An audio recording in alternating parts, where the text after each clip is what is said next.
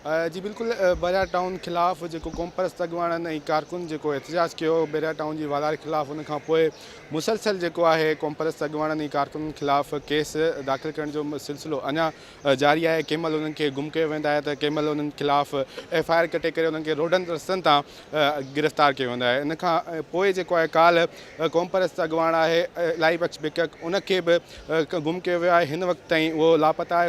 हिन वक़्तु ताईं किथे बि पतो न पियो आहे त उहो हिन किथे आहे। उन जा जेके घर भाती आहिनि, उन जेके न्याणियूं आहिनि, उहे अॼु जेको आहे कराची जी मक़ामी अदालत में दरख़्वास्त खणी पहुतियूं आहिनि। वधीक इन्हनि खां मालूम कंदासीं त उहो कॾहिं खां गुम आहे ऐं कीअं गुम आहे, छा उन सां को राब्तो वग़ैरह थियो आहे या उन्हनि खे को थ्रेड वग़ैरह हुयो। कल मंझंदि खां ग़ाइबु आहे, बाबा सां को राब्तो न थियो आहे। असां सभु घर में सभु परेशान लॻा पिया आहियूं। ॿियो बसि असां इहा कोशिशि कंदा आहियूं, असां हिते पिटिशन ॾियणु आया आहियूं। बसि कोशिशि कयूं था त जल्दी उनखे रिहा कजो, उनखे 24 कलाकनि में ज़ाहिर की जेके किथे आहे। मुंहिंजी नंढी सिस्टर जी ॻाल्हि थी हुई मंझंदि जे 2 बजे करे, त उन इहो चयो की मां घर अचां त बसि की मां घर अचां पोइ मोटी करे, त बसि उनखां बाद ख़बर न पई, नंबर उनजा बंदि थी विया। पोइ असां कॉल करण जी कोशिशि की त बसि नंबर पोइ वरी सभिनीनि सां राब्तो वग़ैरह कयो की बाबा किथे आहे, त बसि ख़बर न आहे की किथे आहे।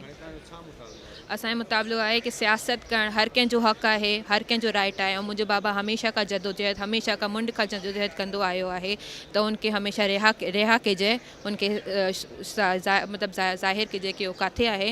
बसि इहा ई आहे की सेफ साइड बाबा अची वञे ख़ैर जो, बसि इहा ई आहे। पोइ मंझंदि जो 3 बजे थी हुई, पर तंहिंखां पोइ बाबा सां को बि कॉन्टेक्ट न थियो।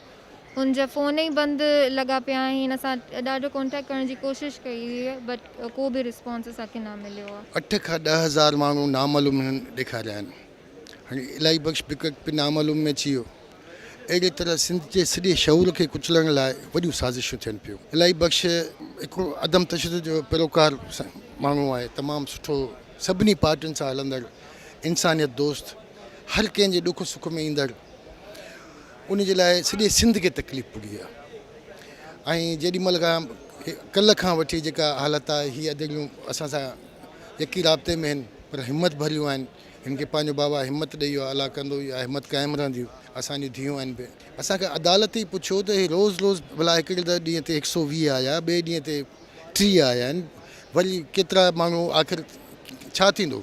मां चयो सर थींदो ईअं जो आख़िर में जॾहिं माण्हू खुटंदा त पोइ असांखे बि ॿधी ईंदा।